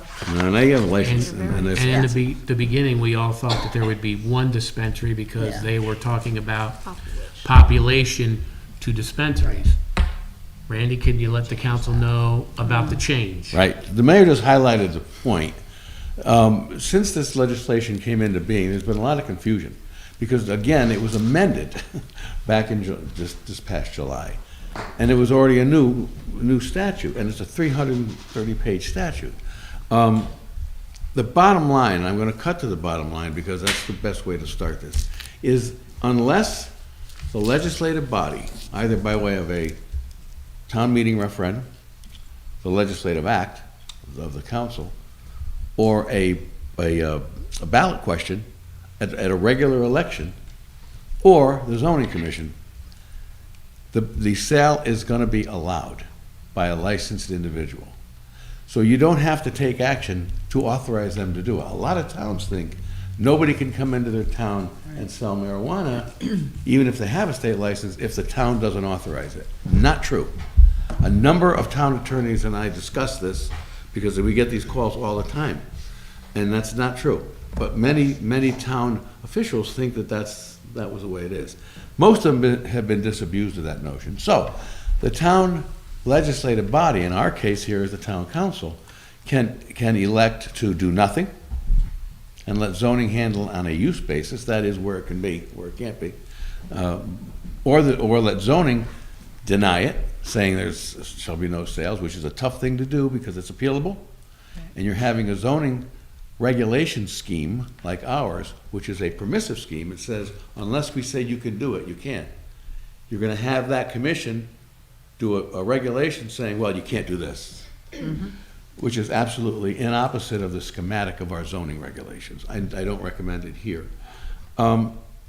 Or you can do a ban, an outright ban, or a moratorium. So those are your options. A moratorium is not specifically spoken about in the statutes, but we have come to a conclusion, in my opinion, and my colleague's opinion, that a moratorium is a lesser than a ban. It's a miniature ban. It's a temporary ban. So therefore, since it's less than the authority that you have to ban entirely, it's authorized. A number of towns have done that because they want to see what the Department of Public Health and Department of Consumer Protection does with regulations. As you know, there's a dearth of regulation. There's not much out there. That may be the way to go if you don't want to ban outright. How long? You'd have to have a date, an end date. You could do it by a date certain. For a or you year? can do upon a further action of the legislative body. That's a dangerous one because it's vague at that point, so that could be challenged. What if you set it for a time? Yeah, If you I'd said- say you have to see what's going on within a year. They've got to do something. Now, don't forget, there's a taxation scheme too. I haven't seen it. The locals are supposed to be able to impose a partial tax, as you know. I think it was 3%, but I haven't seen the schematic of that either. And it's not because we haven't asked. So, Randy, just a question, just picture this scene, so we have a zoning commission who's already said where you can and cannot. Right, and they passed on medical marijuana too, don't forget. Right, They've done okay, that. so I want to open this up, I have a license, I want to open up a dispensary, zoning has told me where I can't do it, Mhm. and I find a place where I can. Mhm. As of right now, I could. Yeah. With there's no one I have to go and check with anymore, right? No, you have to But if meet we the- had a moratorium, that means I could go through zoning and make sure and find my little place or a big place, whatever. but I can't open it as long as we have a moratorium. You can sign a lease if you want to sign a lease, but you can't engage in the business of a cannabis establishment until the While town we're author- under the Right, moratorium banner. right, and that's a dangerous thing to do, to rent something like that and then hope for the best. Well, I might already own someplace, you never know. Yeah, you could, but you should know, I checked with CEO Regan, and there's no medical marijuana dispensaries in town. There's no applications pending, there's no permit, but not operating, and there's no operating. So there's no establishment in the town even for medical marijuana. Would the moratorium cover the medical? No. No, I Well, you think so. could, but it doesn't make No, sense. but it doesn't now. Because we have a whole scheme of zoning regulations for medical marijuana. Right, okay, just checking. And secondly, it's prescribed medication at that point. It's in the nature of medication. Now, you can, going forward, you can state that palliative use of marijuana shall not be sellable in this town. Ridgefield did that. The town of Clinton did that. I don't know whether or not that's recommended. I mean, I don't think I would recommend that. Well, did they ban Richfield, is that what Yeah, you're saying? yeah, So I read that too. yeah. So did Clinton, town of Clinton, so did Litchfield. Yep, Yeah. Litchfield banned it outright. very good. So Randy, let me see if I understand the options on the moratorium. So we could do it to a certain date, or I think I heard you say, we could say, we have a moratorium until this body Right, takes another action right. on it, Yeah, that's. which is an indeterminate date. Yeah, it's called, that's more like a hiatus than a moratorium. But the concern you have with that, I'm just gonna tell you the truth, that's vulnerable to litigation because it's not certain. I'd press that if I was the person who Yeah, wanted. and that's gonna happen in some. Yeah, but that's gotta be somebody who really wants to press it, and wants to spend money on legal fees. I mean, to me, sitting here today, coming up with an arbitrary date in the future when we think everything's gonna be straightened out, and we're gonna know what the landscape is, I have no idea what Well, that date's gonna be. If a Because I don't know that moratorium, it's gonna be a year or 2 if we years. had a moratorium and the time came and it was over, that doesn't mean that we automatically open up and now everything is allowed, does it? No. What you can say is it's 2 years from the date certain, unless extended by the town council. And we have really Okay, nothing to okay. go on with the state. It just Or unless seems to me you're- like everything's I didn't realize up we in the air. could Yeah. extend it, okay. We don't have all the information we need to make. I don't think That's the anybody concern I does. have. I can't guide you. I can't, I don't know what's gonna happen. I feel dazed and confused already, and we Yeah. haven't even had. Let's not Way get to into that go. kind of music. I know one of the concerns, Randy, that maybe you've heard from your other ones, because I've heard from some other towns too, is the state really hasn't quantified medical marijuana sales and recreational sales in the fact that medical marijuana would be a guaranteed Yeah, versus recreational. So that's something that you'd want to talk to whoever the person was that was in the town of New Milford. yeah. Because you love want to to. make sure that those people that need medical marijuana have access to it. Right. Now, the people in New Milford, that's a good question. It's a great question. Because if you take a look at the legislation, it's almost like it's parallel. They're ignoring it. They're ignoring the fact that it's the same genus, Yes. if you will, but it's just a different use. But you don't get the impression that the legislature really recognized that in this legislation. In fairness, as I said, it's 330 pages. So, and they were concentrating on the recreational adult use. So I don't know the answer to that, Pete. And one other point of clarification, so somebody gets a license from the state, and they can take that license and go anywhere in the state that they want. I believe the state has. In their certain- application, they don't say, hey, I want to go here. I believe the state has certain hooks, but for the most part, they can go where they can find a willing Okay. venue. And until such time as we do one of the items you mentioned, we could be one of those places. Yeah, they'd have to apply for a special permit, zoning permit. Can the but- moratorium be enacted, so tomorrow's the day, and we want to sleep on it. So somebody comes along and they start to do the work through zoning, and they have a license, and we decide at our next meeting to take this up, not that anybody could probably get it all done in 2 weeks, but let's just say, does that, if somebody started the process, does it entitle them to continue if we were to put the moratorium in place in 2 weeks or 4 weeks? The name of the case is Murphy Okay, I against knew the you- town of Bridgewater. Remember that case? Yeah. in which they changed the zoning regulation after he filed an application. So they wouldn't pay attention to it, and they got hit for $1 million. Okay, so would this be zoning then? I Because would we're be- the no, not- legislative that was body? a zoning case. Right. This may not be a zoning Right. case, but it's the same principle. Yes, but Because we're it's the, deprivation by legislation. okay. And that's what they claimed in the Bridgewater case, is that his right to proceed was deprived by regulation. Same principle. I'm not saying that would happen. No, I understand. But it's a risk. But it means we shouldn't tarry, It's a risk that I'm yes, it means that I'm very cautious about that. right? I can't tell you how it's gonna come out. No, of But, course not. but I do hear, we talk, and when we, when you skull things back and forth without giving anybody a blueprint of how to sue your town, Yeah. things come out. Right. So some of the urban areas have obviously, got people ready to go, they got their licenses. And they've stuff. embraced it. The urban But areas some have of the embraced it. smaller towns are already saying, Yeah. making certain judgments. So I'm just wondering what you think about the fact that if we had a moratorium for a year, that in the year, do you think that the state will come up with more concrete things to say that shouldn't happen, or? Well, we're on the record, so I don't want to say too much, but I don't trust the state to do anything.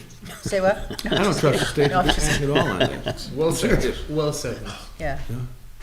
I mean, Yeah, I'm I at this think end of my it's- career. If I was 29, I wouldn't say And it. it is a topic that, I suppose a lot of people don't want to talk about, but that's, Do you know how much it costs to get that license? It costs a lot. I think up to $1 million. Yep. yeah. Yes. But Yes. I thought That's why there's an I Yes. thought even to get considered, it was 25 Right, grand. and then in addition to that, But- other people but- who work for you also have to have different licenses. because- Oh, yes, that's Sorry, right. I know this because of Colorado and a son And who's in. Massachusetts too.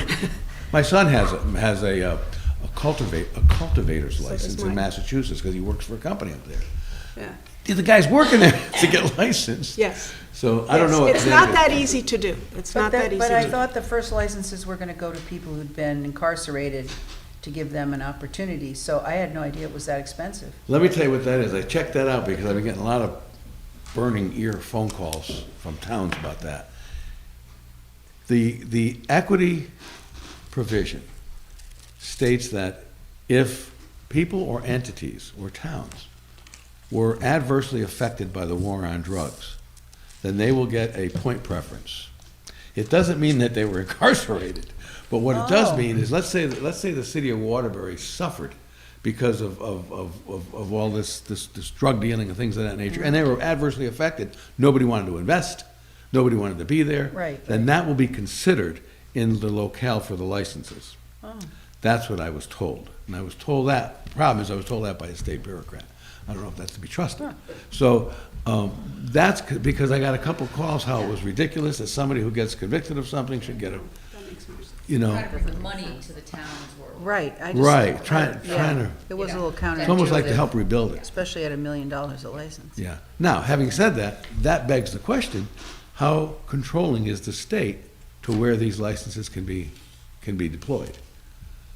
So it's a real circular argument. don't know And I that. wish I could give you a better answer, but I'm not gonna give It's you. just too early in the whole yeah. deal, right? We don't have enough Yeah. answers. My suggestion, and again, I don't make policy, is we do a short ordinance stating that the sale of the establishment of a cannabis establishment, or the cannabis establishment shall not be permitted for a minimum period of 1 year, subject to revisit by the town And that council. would just be recreational, right? Yeah, recreational. But why would we give that loophole? Because right now, we don't have directions from the state. And we're saying for 1 year, waiting for what? To dance even more from Well, the you state? can ban it, but then if you're gonna eventually adopt a sale, you'd have to Right. repeal that. And I you'd mean, have to. Litchfield banned it, right? Yeah, Litchfield banned it outright, but they did it by ballot issue. So ballot my question. problem with this whole state nonsense is this, right? They're dancing around some legislation. They're changing from A to Z Yeah, within you a saw year that. and a half. Yeah, right. So that to me is, so they're trying to keep some ropes to hang ourselves. Why would they do this, right? If they have something in mind, put something in mind, says, this is A, B, C. Either you go or you don't. And we have this fluctuation from A to Z over a year and a half. I'll just go Litchfield way, right? We're just talking about, I've read a lot about this. I'm against it, to be honest with you. We could put it on a ballot. What's that? We Well, could- you- No, we can Moratorium and ban it then right have a now. ballot? We can ban it. You could do that by referendum, but the statute said, in order to have the question on as a ballot question, it had to be on the next regular election after approval of the statute. So I don't know. So what they were trying to do is they were trying to say that you got beat by the time frame, so you can't address it. Yeah. Litchfield didn't get beat by the time frame. So that would be the year for us to Yeah, finalize it as no? we're done with putting it as a ballot issue, although you could do a referendum. So Litchfield did ban, the ballot. They had 10% of the voters sign a petition. I was asked to sign one. I see, and, I see. To put it on. I thought you could just put it on a outright say referendum, no. Randy? I think you can do a referendum, because that's an alternative to create an ordinance in this town.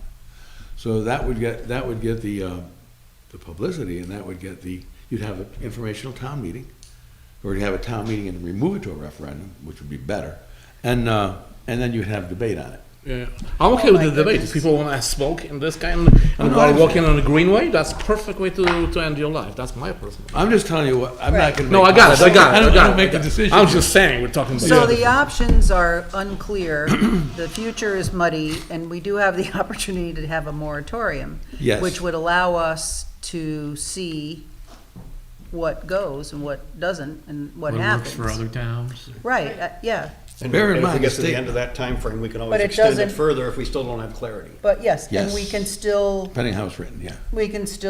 at the end or in the middle, as you said, by virtue of legislative or whatever, but at the end of that time, if we still felt that nothing was really settled to the whatever council membership is made up of, they could continue that.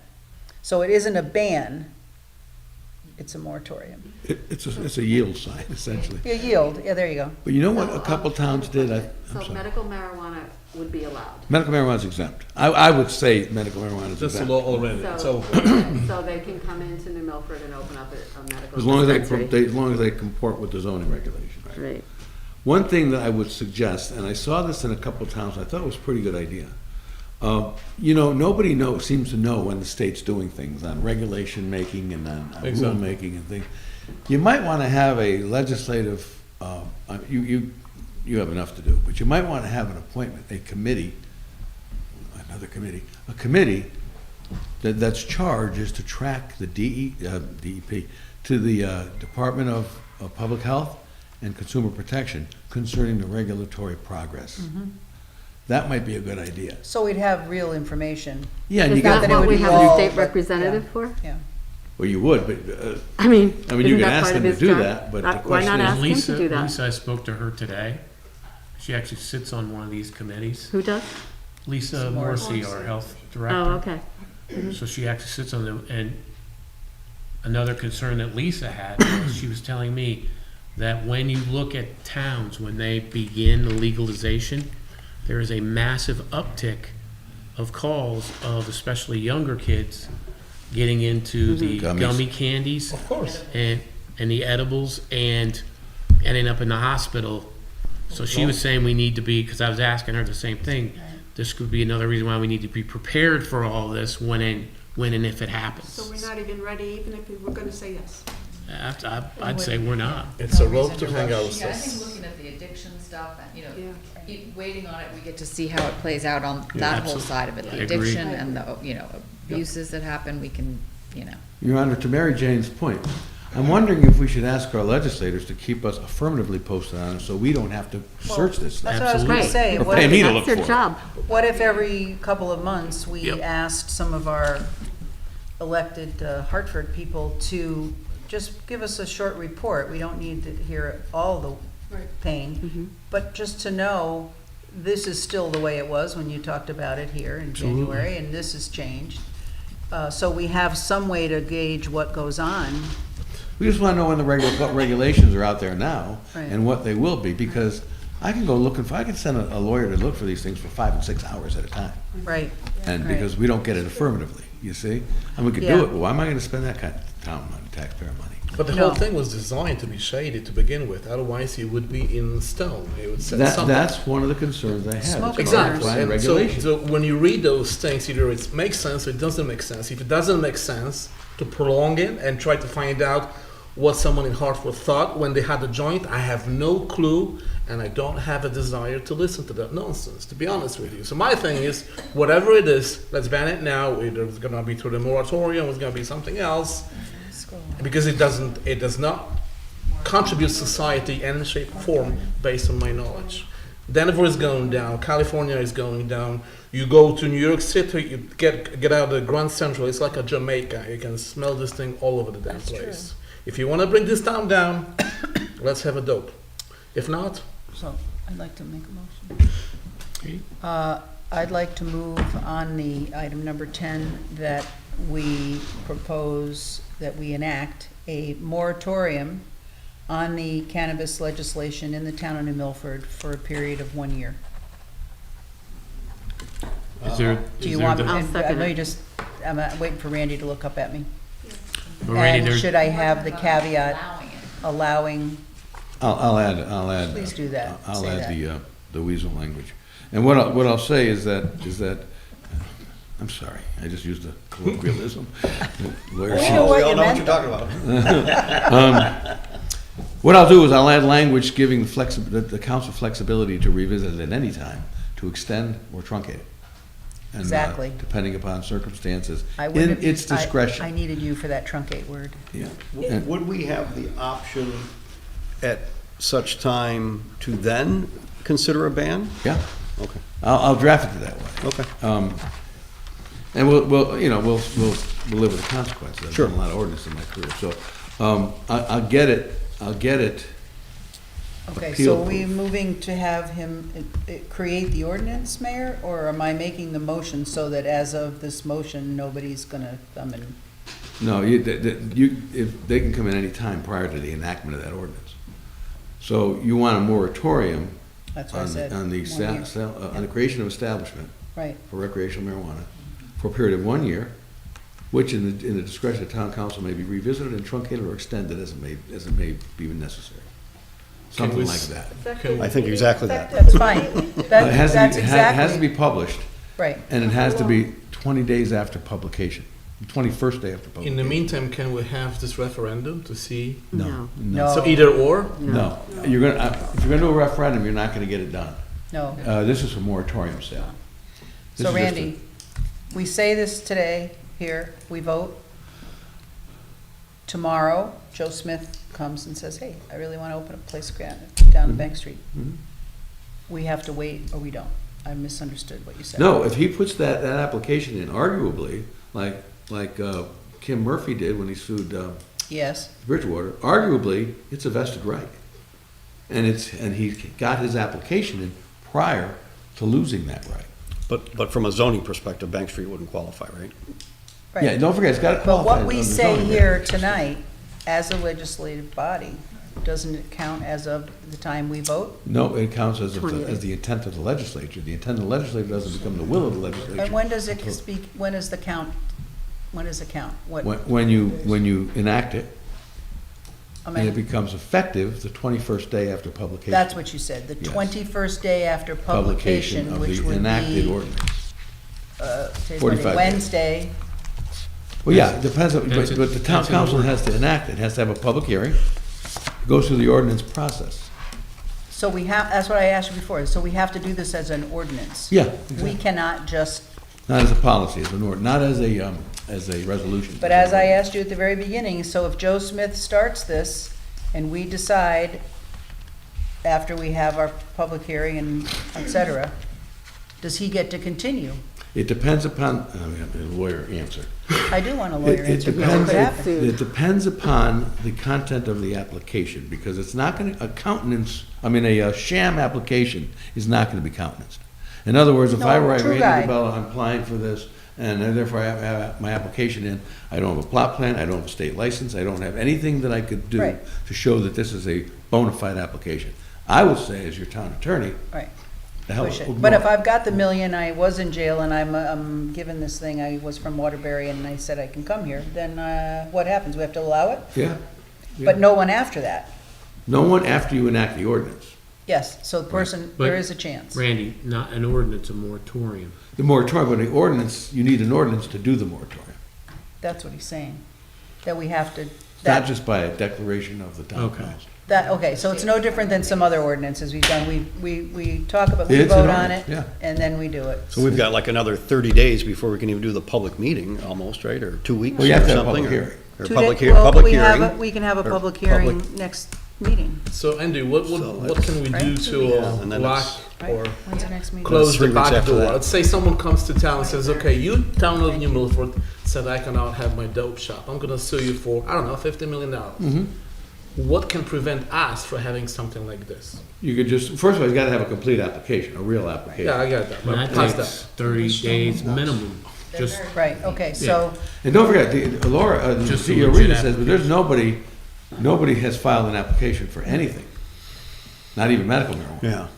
Which Right, tells me so- maybe there's not, at least on the medical side, there doesn't appear to be any great desire to. And people Oh, I in think you Milford just have don't know that. prescriptions for I it. think yes, I know. You don't And know they that. managed to get them filled. a big We're getting demand it. for that. And if you Danbury. ban So many it, people you on ban medical it. marijuana. Can you change your mind and not ban it? Oh, sure, you could always. So why don't we could- ban you it? could And always- then if we change our mind, You could always unban repeal the it. ordinance. No, I I think don't we should understand. go with the moratorium. I agree, but except for this Do window we of still have to time do where That's the we whole banned. time frame thing You for still have to go banning? through the ordinance process. Even to ban it. So it's the same Okay, thing. so tonight, we have a motion that we wish to enact the one-year moratorium with the option for the town council to come back and review and extend and/or truncate.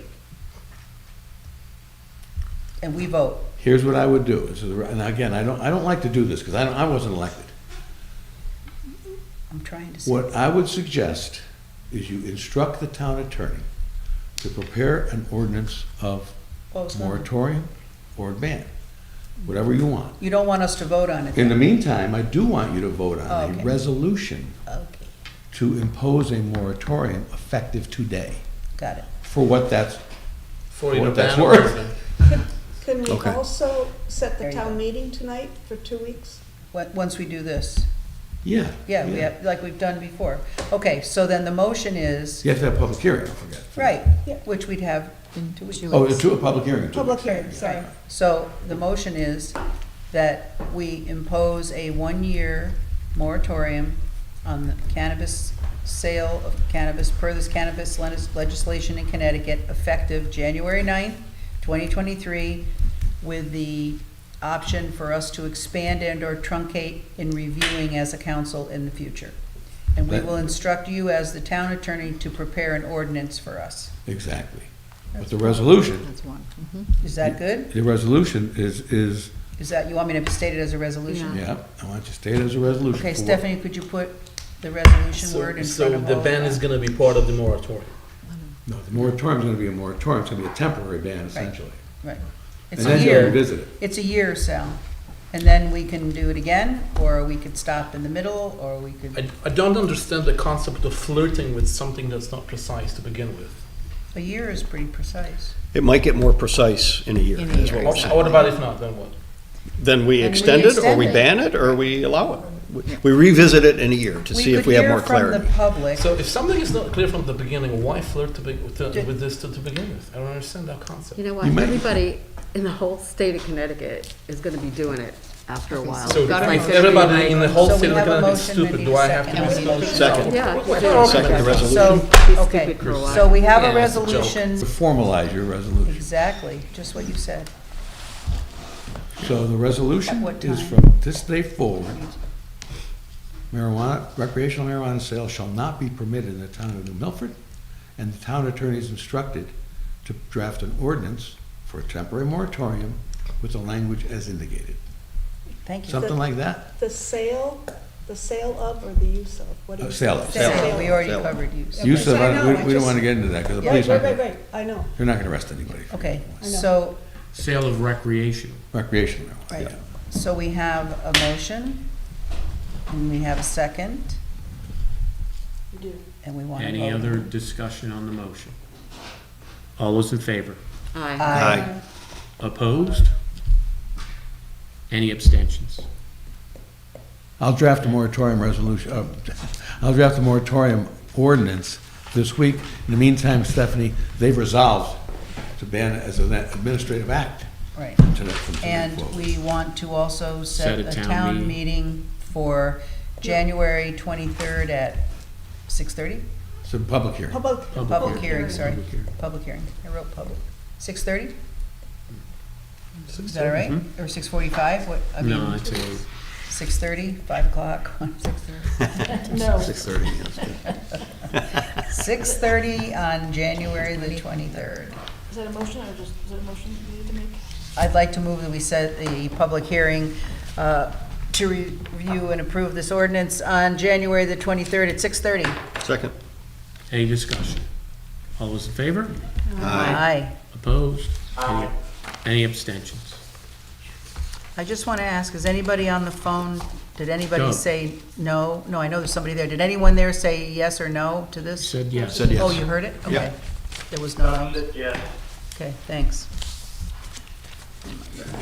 I wish I could be more definitive for you. I've studied this up and down. You Here, did, 2.5 hours. you did most.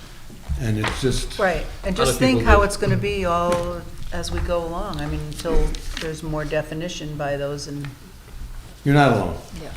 Thanks, I Randy. hate after this, I have to say, I'd like to suspend the rules to add an item to the agenda regarding a donation made to the New Milford Police Department. Came in late and didn't get into the consent agenda. Second. Thank you. The New Milford Police Department. All those in favor Oh, of? right. All's in favor? Aye. Aye. Okay. Thank you.